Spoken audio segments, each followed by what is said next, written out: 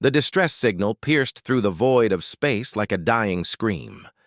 Commander Velthari pressed her three-fingered hand against the console, watching the emergency beacon pulse red across every screen in the command center. The Galactic Council's space station orbited peacefully around the neutral zone, but inside, chaos reigned. "How many ships?" she asked, her voice steady despite the fear coursing through her purple-tinted skin. 17 Devourer vessels, Commander, her lieutenant responded, his antennae twitching nervously. "They appeared from hyperspace without warning. Our shields won't hold for more than 20 minutes. The Devourers. Even their name sent shivers through every civilized species in the galaxy. They were raiders, conquerors who stripped entire worlds bare of resources and left nothing but dead husks floating in space. No one had ever successfully fought them off. They moved like locusts through the stars, consuming everything in their path. Velthari turned to face the assembled representatives of the Galactic Council. 12 different species stood before her, each looking more terrified than the last. The crystalline shard ambassador flickered with anxiety, while the aquatic tide weavers huddled together in their environmental suits. "We need to evacuate," suggested Ambassador Krex of the Avioids, his feathers ruffling in distress. "There's no fighting them. We run, we hide, we survive." "Where would we run?" Velthari countered. "This station holds 30,000 souls. Our evacuation ships can carry maybe 5,000 at most. Who decides who lives and who dies?" The room fell silent. Through the massive viewport, they could see the Devourer ships approaching like metallic harbingers of death. Their vessels were ugly things, all sharp angles and weapon ports designed for one purpose only: destruction. "There is one option," whispered a small voice from the corner. Everyone turned to look at the diminutive keeper, the station's head librarian and keeper of ancient records. Her 6 eyes blinked rapidly as she clutched a data pad to her chest. "Speak," Velthari commanded. "The old archives mention a species from long ago, before the council was formed. They were called humans, from a world they named Earth." The keeper's voice trembled. "The records say they lived on a death world, a planet so hostile that no other species could survive there. Gravity that would crush most of us, predators that hunted for sport, weather that could kill in minutes."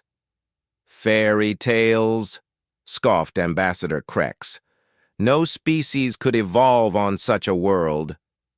"The records are very specific," the keeper continued.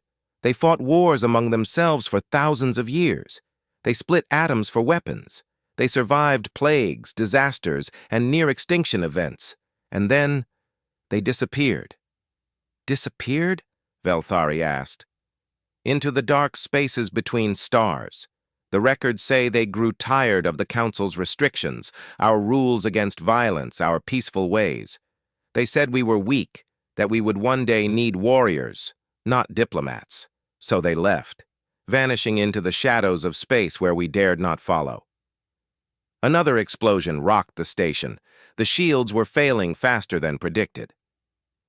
"Even if this legend were true," Velthari said, "how would we find them?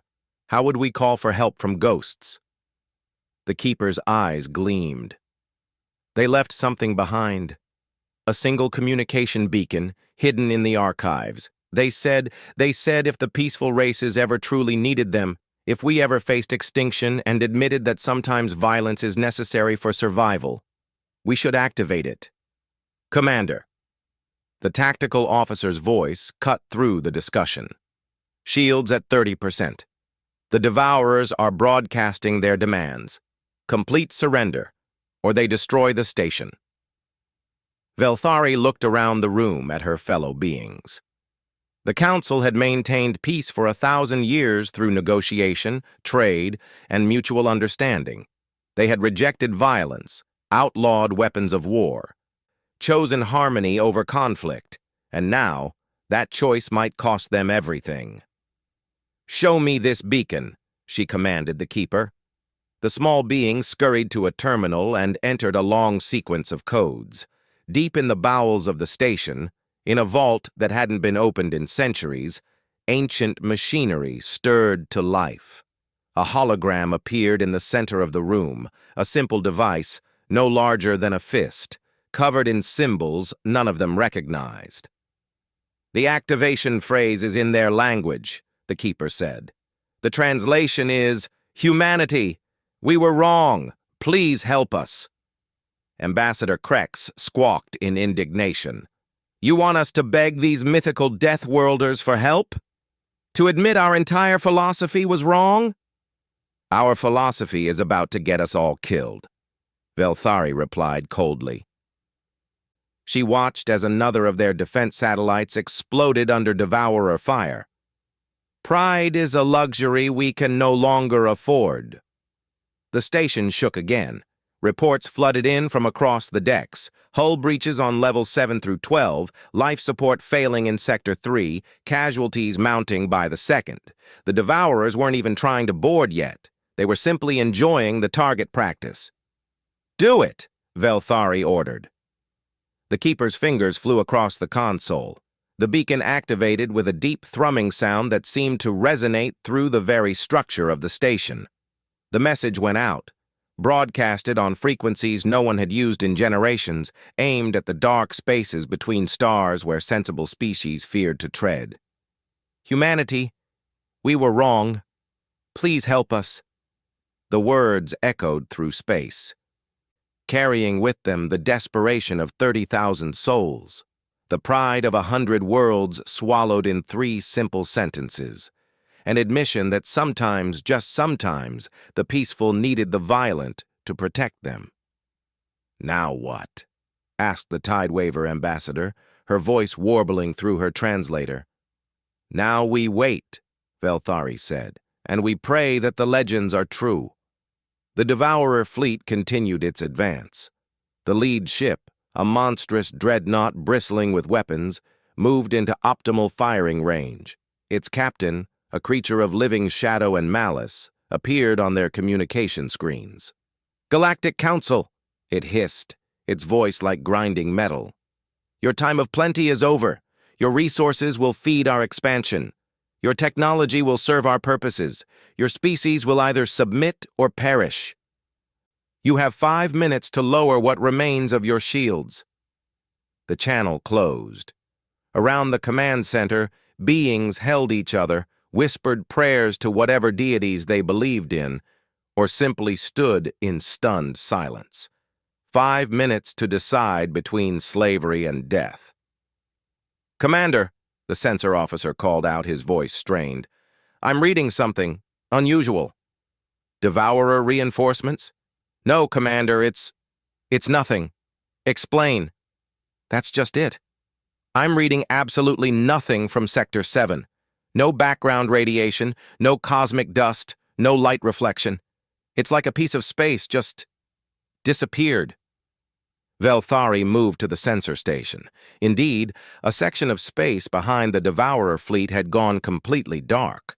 Not the normal darkness of space, but an absolute absence of anything their sensors could detect. "Is it a cloaking field?" she asked. "Unlike any I've ever seen. Our sensors can usually detect some distortion, some sign of hidden mass.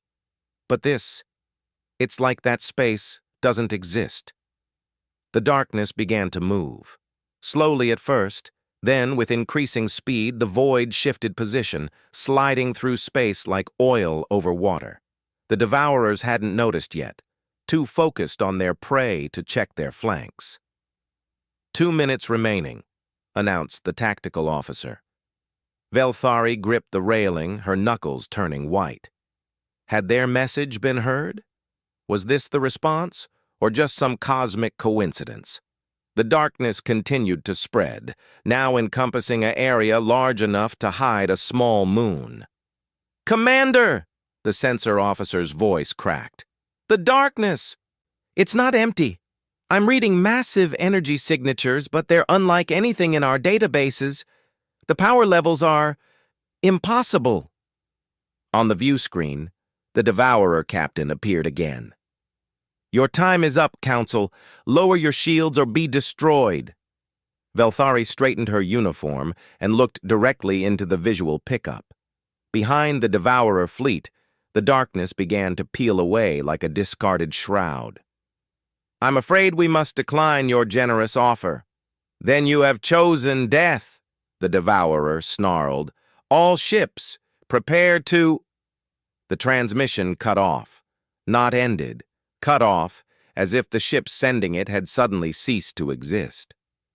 On the tactical display, the Devourer Dreadnought's icon flickered and vanished. "What just happened?" someone whispered. The darkness continued to recede, and what it revealed sent gasps through the command center. Ships. But not like any ships the Council had ever seen. These were vessels born from a different philosophy of space travel. Where Council ships were smooth and elegant, designed for harmony with space, these were angular and aggressive. Where Council ships hid their weapons in retractable bays, these displayed them proudly. Gun barrels the size of buildings, missile pods that could level cities, and other weapons that defied identification. The hull of the nearest ship was scarred and pitted, not from battle damage, but as if the damage had been left there as a warning. Strange symbols were etched into the metal, some kind of predator with spread wings, bearing weapons in its talons. "Humans," the keeper breathed. "They heard us." "They came." A new transmission filled their screens. The figure that appeared was bipedal, roughly the same size as a Velthari, but that was where the similarities ended. Its skin was a patchwork of colors and scars. Its eyes, only two of them, held a predator's focus. When it smiled, it revealed teeth designed for tearing meat. "Galactic Council," the human said, its voice carrying a strange mixture of amusement and anger. "This is Admiral Sarah Chen of the Terran Shadow Fleet. We received your distress call. We see you've got a pest problem." Behind her, more humans moved about what was clearly a warship's bridge. They moved with an economy of motion that spoke of long training, of beings who had evolved not despite violence, but through it. "Admiral Chen," Velthari managed, finding her voice, We are grateful for your response. The Devourers are about to learn why Earth is classified as a death world," Chen interrupted. Her smile widened, and Velthari noticed that unlike the herbivore species of the Council, human teeth came to points. "You folks might want to close your eyes for this next part. We've been watching the Devourers for years, waiting. They made one crucial mistake." "What mistake?" Velthari asked. "They threatened the innocent." Chen's expression hardened. "On Earth, we have predators that hunt the weak. We evolved to hunt them instead. The Devourers think they're the apex predators of the galaxy. They're about to find out what happens when they meet the species that made apex predators extinct on our world." The human ships moved with a coordination that defied belief. Where the Devourers attacked in swarms, each ship acting independently, the humans moved as one organism. Their formation shifted and flowed like a living thing, adapting to each movement of their enemy. "All Council vessels," Chen broadcast, "stay behind your shields and do not, I repeat, do not attempt to assist. What you're about to witness may disturb you, but remember, you called us. You asked for warriors. Now let us be what we are." The battle, if it could be called that, lasted less than 10 minutes. The human ships didn't just defeat the Devourers, they dismantled them with surgical precision. Weapons that bent the laws of physics tore through shields like paper. Missiles that seemed to think for themselves tracked targets with ruthless efficiency. And through it all, the humans communicated in a language of violence that the peaceful Council could barely comprehend. But it was what happened next that truly showed why humans were classified as Deathworlders. As the last Devourer ship tried to flee, a human vessel appeared directly in its path. Not through hyperspace, but through some technology that folded space itself. "Devourer vessel, Admiral Chen's voice was cold as the void between stars. You have two choices. Surrender unconditionally and provide the locations of all your bases, all your fleets, all your worlds, or face the same extinction you've brought to so many others. The Devourer response was to fire everything they had. The human ship didn't even raise shields. The weapons fire simply stopped, a meter from the hull, as if hitting an invisible wall. Wrong choice, Chen said. What followed was not destruction, it was erasure. The Devourer ship didn't explode, it simply ceased, broken down at a molecular level by weapons that attacked the very bonds holding matter together. In seconds, where a ship had been, only atoms remained, dispersing into the cosmic void. The command center of the Council station stood in stunned silence. They had called for help, and help had come. But the beings who answered were nothing like what they had expected. These weren't just warriors. They were living weapons, shaped by a world that killed the weak and forged the strong into something terrifying. Admiral Sarah Chen's image remained on the screen, but her attention had shifted to something off display. She barked orders in a language the translators couldn't parse, full of sharp consonants and aggressive tones. When she turned back to face the Council, her expression had softened marginally. "Commander Velthari," Chen said, "permission to dock? We have medical teams standing by, and I believe your station took significant damage." Velthari found herself nodding before she could fully process the request. "Bay 7 is relatively intact, but Admiral, we have no medical facilities rated for your species." Chen's laugh was sharp and short. "Commander, we evolved on a world where everything tried to kill us. Your medical bays will be fine. We're bringing our own gear anyway. Chen out." The transmission ended, leaving the command center in bewildered silence. Through the viewport, they watched human ships moving with purpose through the debris field that had once been a Devourer fleet.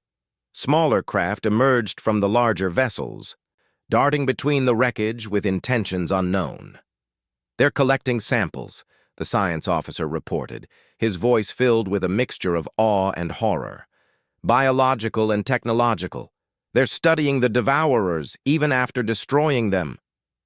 "Predators often study their prey," the keeper murmured, "to better hunt them next time." 20 minutes later, the first humans set foot on the Galactic Council station in over 1,000 years. Velthari had assembled a greeting party, but nothing had prepared them for the reality of meeting Deathworlders face to face. The airlock cycled, and 12 humans stepped through. They moved wrong. That was Velthari's first thought.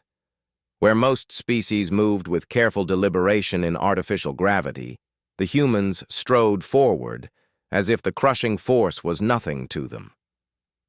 Their bodies were dense with muscle, their skin scarred from countless injuries that would have killed a Council species.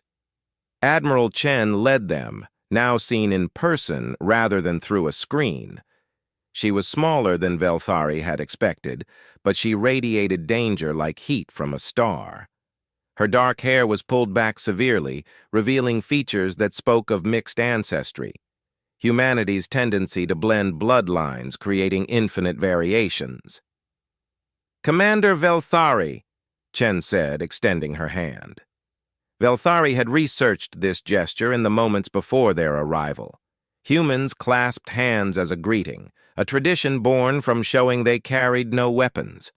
The irony wasn't lost on her. The human's bare hand was probably more dangerous than most Council weapons. She extended her own hand, and Chen gripped it carefully. Even with the human obviously restraining her strength, Velthari felt the power there. The density of muscle and bone evolved under crushing gravity. "Welcome to Council Station Prime," Velthari managed. "We are grateful for your intervention." Chen's smile was predatory and knowing. "You're terrified of us. Good. You should be. But we're not here to hurt you. We came because you called, because for the first time in a millennium, The Galactic Council admitted that sometimes violence is the only answer to violence. Behind Chen, her team spread out with practiced efficiency. Some wore medical insignia and immediately began setting up treatment areas. Others, clearly military, took defensive positions without being obvious about it, and a few wore no insignia at all, simply observing everything with eyes that missed nothing. "Your casualties?" Chen asked. "All business now." 3,000 confirmed dead, Velthari reported. 7,000 injured. Our medical facilities are overwhelmed. Chen nodded and spoke into a device on her wrist. Within minutes, more humans arrived, bringing technology that looked cobbled together from a dozen different sources. They worked with an efficiency that was almost frightening, treating injuries that council doctors had deemed fatal as if they were minor inconveniences. Velthari watched a human medic literally hold a crystalline's shattered form together with her bare hands, while another ran a device over the fractures that somehow encouraged the crystal to regrow.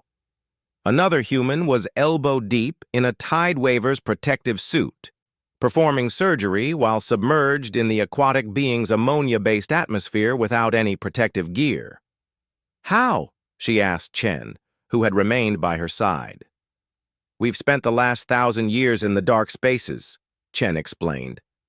"Not idle, but learning. Every species we encountered, hostile or friendly, we studied.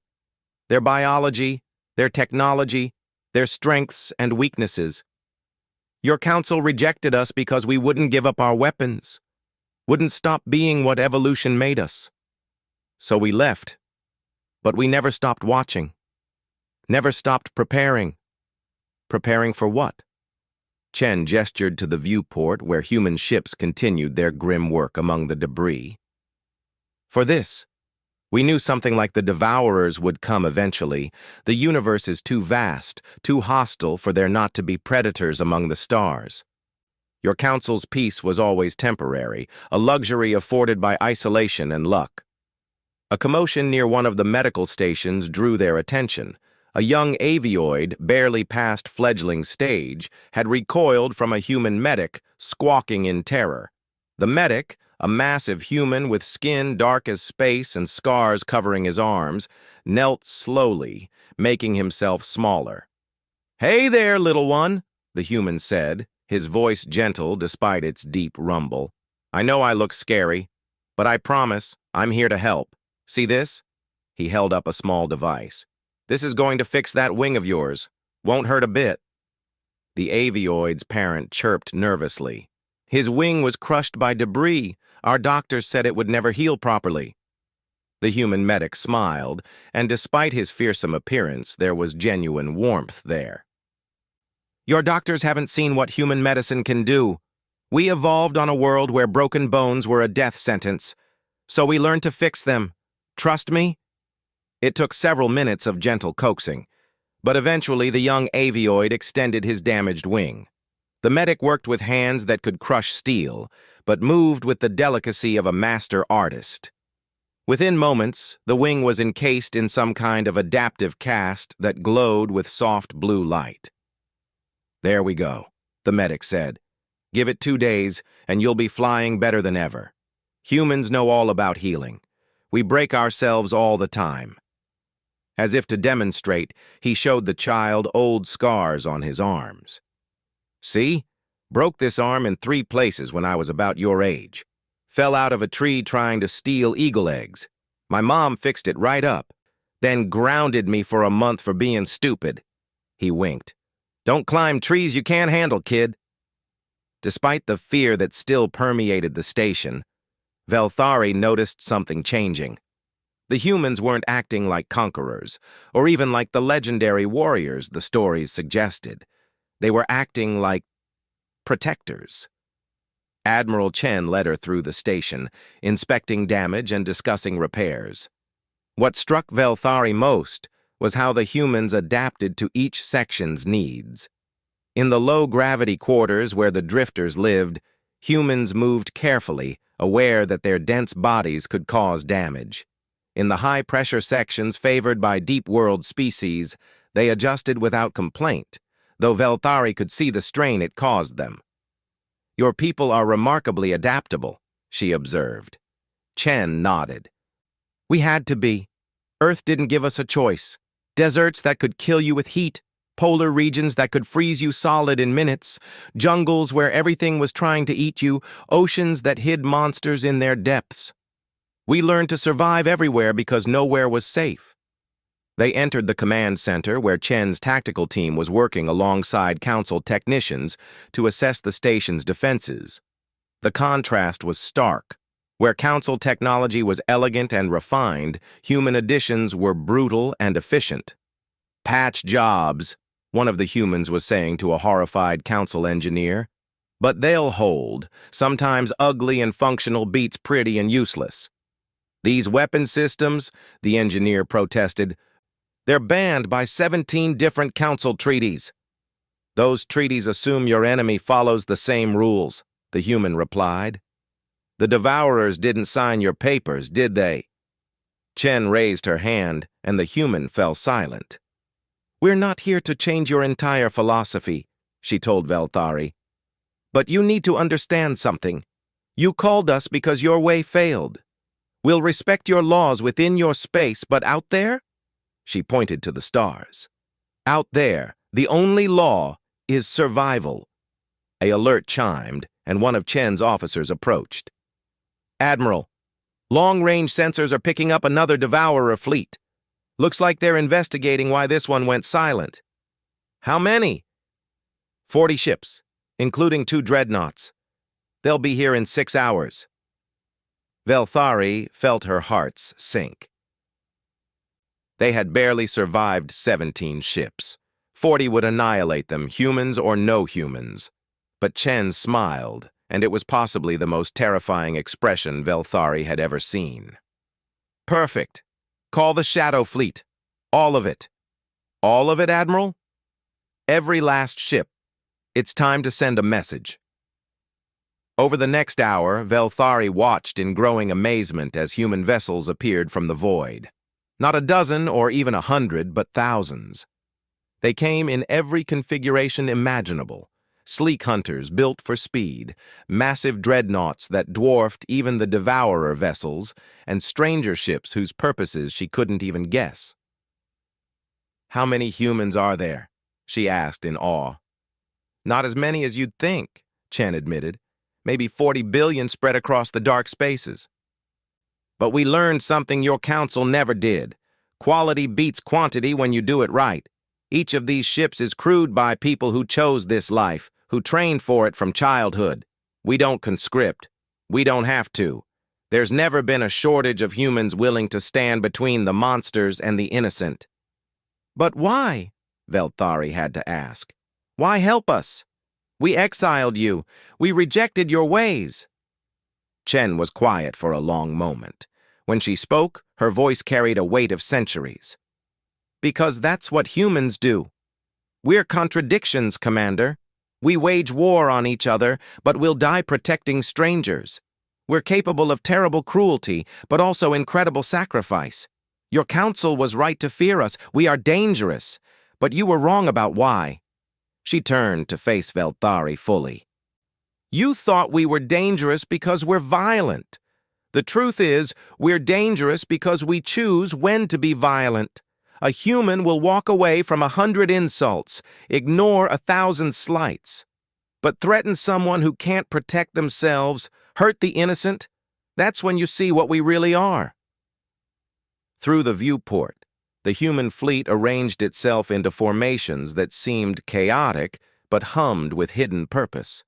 Ships that shouldn't have been able to fly in such close proximity wove between each other like dancers, their movements coordinated by reflexes honed in Earth's unforgiving environment. "The Devourers think they're predators," Chen continued, "but they're just bullies picking on the weak. Humans? We hunted the things that hunted us. We killed the monsters under our beds and the demons in our forests. And when we ran out of monsters on Earth, we came to the stars looking for more." The tactical display showed the approaching Devourer fleet, still hours away but closing steadily. They were transmitting demands for surrender, threats of annihilation, the same tactics that had worked on 100 worlds. Chen opened a channel to her fleet. All ships. This is Admiral Chen. The enemy approaches, and they expect to find easy prey. They expect fear. They expect surrender. Her voice hardened. Let's show them what happens when they threaten those under our protection. Remember, we are the things that go bump in the night. We are the monsters that monsters fear. We are human. And today we remind the universe why that matters. A roar went up from thousands of ships. A battle cry that shouldn't have been audible in the vacuum of space, but somehow resonated through every hull, every deck. It was primal, fierce, and utterly terrifying. Velthari found herself stepping back instinctively. What are you going to do? Chen's smile was all teeth. We're going to give the Devourers what they've never had before, a natural predator. Your council maintains peace through negotiation and understanding. Admirable, but incomplete. Sometimes, Commander, peace can only be maintained through the promise of overwhelming retaliation.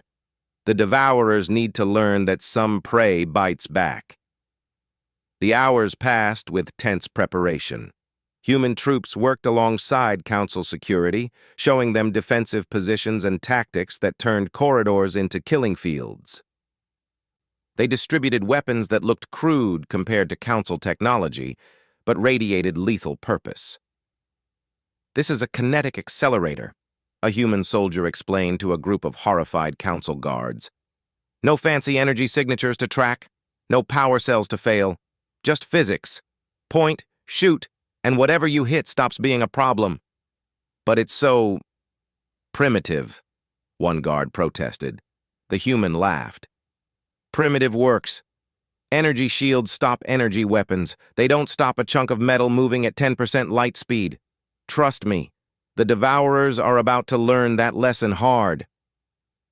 As the enemy fleet drew closer, Velthari noticed something else about the humans. They were excited. Not nervous, not afraid, but genuinely eager for the coming battle. They told jokes, shared stories of past engagements, checked weapons with the casual efficiency of those who had done this countless times before. How can they be so calm? She asked the keeper, who had been observing everything with her multiple eyes. Because this is what they were born for, the keeper replied. Look at them, truly look. See how they move? Always checking exits, always aware of threats, always ready. They can't turn it off because evolution hardwired it into them. Your species evolved to flee from danger. Theirs evolved to run toward it. A young human woman nearby overheard and grinned. Not entirely true. We learned to run from danger too. We just also learned to come back later with friends and better weapons. The moment finally arrived. The Devourer fleet dropped out of hyperspace in perfect formation, their weapons already charging. Their commander appeared on the main screen, a creature of shadow and malice like the previous one, but larger, more decorated with the trophies of conquered worlds. Unknown vessels, it broadcast. You interfere with Devourer business. Withdraw immediately or face annihilation. We are the Devourers of worlds, the enders of civilizations. Admiral Chen cut the transmission. I've heard this speech before. Boring. All ships execute nightmare protocol. What happened next would be remembered in Council history as the day the predators became prey. The human fleet didn't just attack, they hunted. Ships appeared and disappeared like ghosts, striking from impossible angles. Weapons fired from beyond visual range with accuracy that defied belief. But it was the psychological warfare that truly broke the Devourers. Human ships broadcast the death screams of Devourer vessels on all frequencies. They left disabled ships drifting just long enough for their crews to know fear before finishing them. They turned the Devourers' own tactics against them, but refined by millions of years of predatory evolution. The battle raged for 3 hours, though battle was perhaps too generous a term. It was systematic destruction, precise and merciless. Velthari watched from the command center as human ships demonstrated why Earth was classified as a death world and why its children were to be feared. A devourer dreadnought, pride of their fleet, tried to retreat into hyperspace. 3 human corvettes, each a tenth its size, somehow generated a field that collapsed the hyperspace window, trapping the massive ship in normal space. Then they circled it like wolves around wounded prey, taking it apart piece by piece. "They're not trying to destroy them quickly," observed the tactical officer, his voice hushed. "They're making examples." Admiral Chen stood at the central command station, orchestrating destruction with calm efficiency. "Devourer vessels," she broadcast on all frequencies, her voice carrying across the void. "You came here expecting victims. You found something else. Every ship you lose, every crew member who dies, happens because you chose to be predators. But you made one mistake. You forgot that predators can also be prey." A smaller cluster of devourer ships tried to band together for mutual protection. The human response was to deploy something they called Wolfpack Omega, 12 human vessels working in perfect synchronization, wove through the enemy formation. They didn't attack directly. Instead, they herded the devourer ships into tighter and tighter formations until their own weapons fire started hitting their allies. "Psychological warfare," the keeper murmured, making notes. "They're not just defeating them physically, they're breaking their minds." The devourer commander appeared on screen again, but gone was the arrogance from before. Its shadowy form flickered with what could only be fear. We demand negotiation. The Galactic Council is bound by laws of warfare to accept surrender." Chen looked to Velthari. "Commander? They're addressing your authority." Velthari felt the weight of the moment. For 1,000 years, the Council had accepted any surrender, shown mercy to any who asked. It was their way, their core belief. But looking at the destruction the devourers had wrought, the thousands dead on her station alone, she found that mercy had limits. "Admiral Chen," she said formally, "the Galactic Council recognizes humanity's right to defend against aggressors. Proceed as you see fit." Chen nodded and turned back to the screen. "Devourer Commander, you want to negotiate? Here are our terms. Complete and unconditional surrender of all vessels. Provide the location of every devourer base, world, and fleet. Submit to judgment for crimes against sapient species. You have 1 minute to decide." "This is outrageous. We are the devourers. We do not surrender to prey." 50 seconds. The human fleet continued its relentless advance. A devourer destroyer tried to ram one of the human battleships in desperation. The human vessel didn't even alter course. Some kind of field around it simply vaporized the smaller ship on contact. 30 seconds. More devourer ships were falling. The humans had switched tactics now, using weapons that disabled rather than destroyed.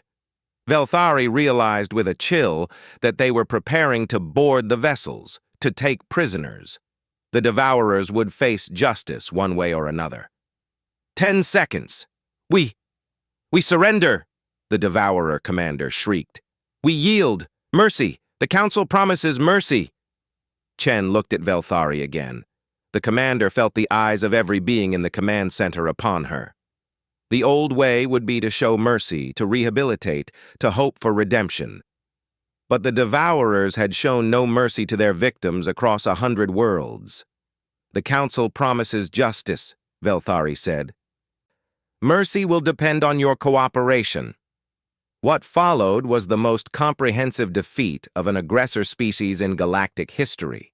Human boarding teams wearing armor that turned them into walking tanks systematically captured every devourer vessel.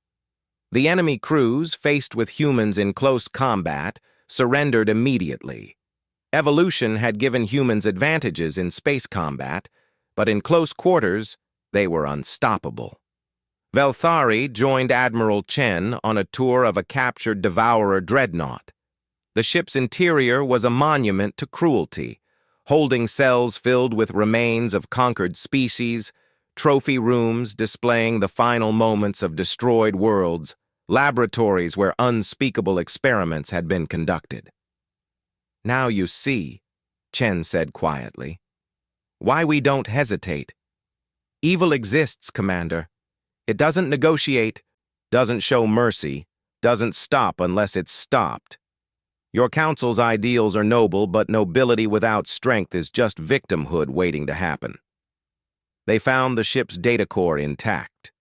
The Devourer commander, now in restraints that could hold even its shadowy form, had provided access codes in exchange for its life.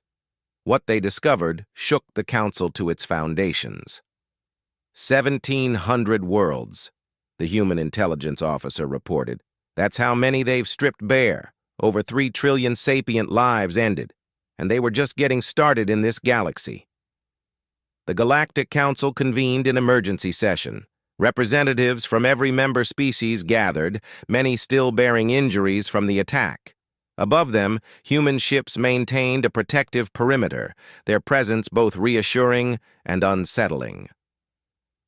"The question before us," Velthari addressed the assembly, "is what to do with the humans. They saved us, yes, but they also represent everything we've tried to evolve beyond." Ambassador Krex ruffled his feathers. "They're killers, efficient, terrifying killers. How can we allow such beings in civilized space?" "Those killers saved your life," Admiral Chen said from where she stood in the witness circle. She'd insisted on appearing in person, without guards, trusting in council law. "But you're right to be wary of us. We are killers. We're also protectors, explorers, builders, and dreamers. We contain multitudes, as our poets say." The crystalline shard ambassador chimed, its form resonating with harmonics. "You speak of poetry while wearing weapons." Chen smiled. "One of our greatest warriors was also our greatest playwright. We see no contradiction, beauty and brutality, creation and destruction. They're all part of being human." "What do you want?" Velthari asked directly. "You could conquer us easily. Why haven't you?" "Because conquest is easy," Chen replied. "Building something better is hard. We've spent 1,000 years in the dark, watching civilizations rise and fall. The Devourers aren't unique. There are worse things out there, things that make them look like children playing at being monsters." A murmur of fear ran through the assembly. Chen continued, "We offer a bargain. Let humanity rejoin galactic civilization, not as conquerors but as guardians. We'll maintain our military, our weapons, our ways. In exchange, we'll stand between you and the dark. When the next Devourers come, and they will come, we'll be ready." "And if we refuse?" Krex demanded. Chen shrugged. "Then we go back to the shadows, and next time you call for help, we might not hear you. Or worse, we might decide that a civilization too proud to accept protection doesn't deserve it." The debate raged for hours. Some species wanted the humans gone, too terrified of what they represented. Others, particularly those who had lost worlds to the Devourers, argued for acceptance. The Keeper provided historical context, showing how civilizations that rejected their warrior classes inevitably fell to those that embraced them. Finally, Velthari called for order. "I have a proposal. A trial period, 1 solar year. Human ships may patrol the borders of Council space. Human medical teams may assist our worlds. Human traders may visit our stations, but they must follow our laws within our space." "And outside your space?" Chen asked. "What you do in the dark between stars is your business. But if you bring violence into Council space without cause, the agreement ends." Chen considered this. "We'll need liaison officers, council members on our ships, humans on your stations, to understand each other better." Agreed. The vote was closer than Velthari had hoped, but it passed. For the first time in a millennium, humans were welcome in Council space. The reactions were immediate and varied. Some stations reported record trade as human merchants arrived with exotic goods from the dark spaces. Their trading posts became hubs of activity, offering things the Council had never imagined, art from species they'd never heard of. Technology adapted from a dozen different sources, and stories. So many stories. The medical exchanges proved even more valuable. Human doctors, trained to heal bodies that could survive almost anything, worked miracles with fragile Council species. They shared techniques developed in Earth's hostile environment, ways to strengthen bone, boost immune systems, repair damage thought permanent. But it was the military presence that truly changed things. Pirates that had plagued trade routes for decades suddenly vanished. Slavers who had operated with impunity found themselves hunted. And when a new threat emerged from beyond Council space, a hive mind that consumed neural energy, the humans were ready. Velthari stood in the command center of her station, now reinforced with human technology, watching a joint task force prepare to meet the new threat. Council ships, sleek and elegant, flew alongside human vessels, scarred and purposeful. It wasn't perfect. There were still those who feared humanity, who whispered that they were too dangerous to trust. "Second thoughts, Commander?" Admiral Chen asked, joining her at the viewport. The human had been assigned as military liaison, a position that put her in regular contact with Council leadership. "Every day," Velthari admitted. "Your people terrify me, Admiral. But so did the dark before we learned to make fire." Chen laughed, a sound that was becoming less threatening with familiarity. "Good analogy. We are your fire, Commander. Dangerous if mishandled, but very useful for keeping the monsters at bay." A young human officer approached with a data pad. "Admiral, the hive mind fleet is approaching. 18 vessels, unknown configuration. Alert status? Council ships are requesting permission to fall back to defensive positions." Chen looked at Velthari. "Your call, Commander. This is still Council space." Velthari thought of how much had changed in just 6 months. The Council still valued peace, still sought negotiation first, but now they had teeth to back up their words. "Tell the Council ships to maintain position. We stand together." Chen smiled and activated the fleet communication. "All ships, this is Admiral Chen. We have incoming hostiles. Council vessels, maintain your positions but be ready to move. Human ships, form up for hammer and anvil. Let's show our new friends how we deal with bullies." As the fleets moved into position, Velthari reflected on the message they'd sent into the dark that desperate day. "Humanity, we were wrong. Please help us." They had been wrong, but not in the way she'd thought. They weren't wrong to reject violence. They were wrong to reject those who wielded it in defense of others. The hive mind ships appeared, their biomechanical forms pulsing with stolen neural energy. They broadcast their demands: surrender and join the collective or be consumed. It was the same choice the Devourers had offered, just dressed in different words. This time the response was different. "Hive mind fleet," Velthari broadcast, surprising Chen. "This is Commander Velthari of the Galactic Council. You have entered protected space. You may withdraw immediately, or you may face the combined forces of the Council and our human allies. You should know that humans consider the consumption of neural energy to be an abomination. They have a saying from their home world: the only good brain eater is a dead brain eater. You have 1 minute to decide." Chen raised an eyebrow. "Getting tough, Commander?" "Learning from the best, Admiral. Or worst, depending on perspective." The hive mind's response was to launch fighters, thousands of small craft designed to overwhelm defenses through sheer numbers. Council doctrine would have been to retreat, to minimize losses. Human doctrine was different. "All ships," Chen commanded. "Weapons free. Time to teach these parasites why humans developed pattern recognition and predictive targeting. Light them up." The battle was shorter than the one with the Devourers, but no less decisive. Council ships provided support and electronic warfare, while human vessels carved through the fighter swarms with weapons designed to track multiple targets. When the hive mind motherships tried to close for neural draining, they discovered that human minds were not easy prey.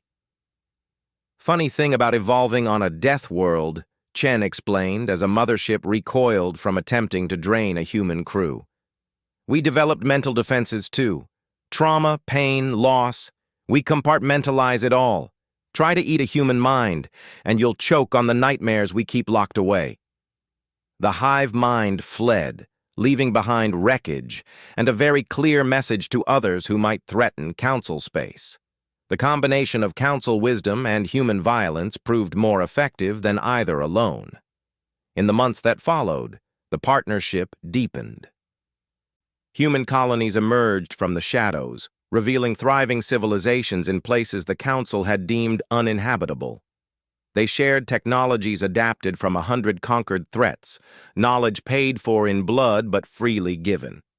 The Council, in turn, offered humans something they'd lost in their long exile: connection, art, music, philosophy from 100 worlds. The warriors, who had spent centuries in the dark, eagerly absorbed culture they'd been denied. Human children attended council schools, learning alongside beings their ancestors might have terrified. 1 year after the Devourer attack, the Galactic Council convened again. The trial period was over and a decision had to be made. Velthari, now bearing scars from 3 more defensive actions, addressed the assembly. 1 year ago we faced extinction. We called into the dark for help, and humanity answered. They have shown us that our peace, precious as it is, must be defended. They have stood between us and the void, asking only for the right to belong. She paused, looking around the chamber. I move that humanity be granted full membership in the Galactic Council, with all rights and responsibilities thereof. The debate was less contentious this time. The evidence spoke for itself. Piracy down 90%. No successful raids on Council worlds. 3 major threats repelled. But more than that, the cultural exchange had enriched both sides. Human music now played in Council halls, while Council poetry was quoted by human soldiers. The vote was unanimous. Admiral Chen accepted the decision on behalf of humanity. We accept membership with gratitude and solemnity.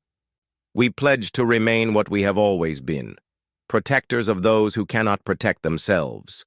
We are still Deathworlders, still the monsters that hunt monsters. But now, we hunt with purpose, with family to defend. As the ceremony concluded, Velthari found herself once again at the viewport with Chen. Outside, the combined fleet maintained its vigil, council and human ships side by side. Do you think it will last? Velthari asked. Chen was quiet for a moment. Nothing lasts forever, Commander. But maybe that's the point. Your council thought peace was the absence of conflict. We know better. Peace is the space between conflicts, bought with vigilance and paid for in blood. It's precious, because it's fragile. That's a dark view. We're a dark species, Chen admitted, but we've learned to find light in that darkness. Your council gives us something to protect. We give you the ability to protect it. Together, maybe we can make the peace last a little longer. A new alert came through. Unknown vessels detected at extreme range, trajectory suggesting exploration rather than aggression. The Council's first instinct was to send diplomats. The human instinct was to send warships. They compromised, sending both. As the joint task force prepared to launch, Velthari realized this was their future. Not the pure peace the Council had once preached, nor the constant warfare humans had known, but something in between, a balance of hope and vigilance, of open hands and ready weapons. The humans had emerged from the shadows not as conquerors, but as guardians. They remained Deathworlders, products of a hostile world that bred survivors. But they had chosen to use that strength in service of others, to stand between the peaceful and the predatory.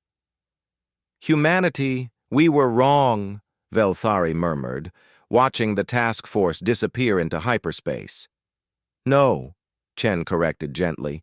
"You were right to value peace, right to seek harmony. You were just wrong to think it could defend itself. We all have our roles, Commander. Yours is to remind us what we're fighting for. Ours is to do the fighting." As news of humanity's return spread through the galaxy, reactions varied. Some species sought them out, eager for protection. Others kept their distance, still wary of the Deathworlders. But all knew that the galaxy had changed. The shadows were no longer empty. The monsters that lurked between stars now had monsters of their own to fear. And somewhere in the void, other threats took notice. The easy hunting grounds of the Galactic Council were no more. The sheep had found their sheepdogs, and the sheepdogs had very sharp teeth. But for now, on Council Station Prime, beings of 100 species worked alongside humans, building something new.